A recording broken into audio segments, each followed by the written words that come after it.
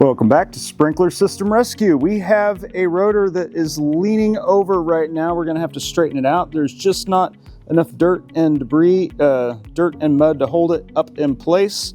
And so Mike is going to dig this out and straighten it up for us.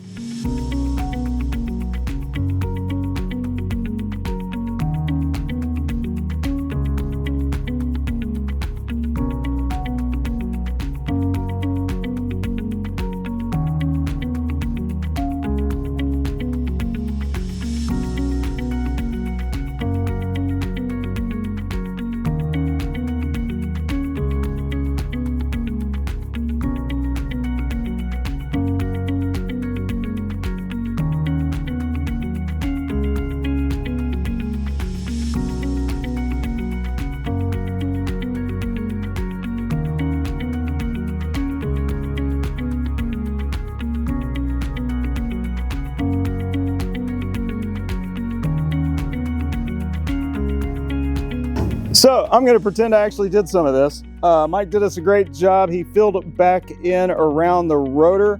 So now it is nice and secure in place. It will pop straight up and it will be able to do its job again.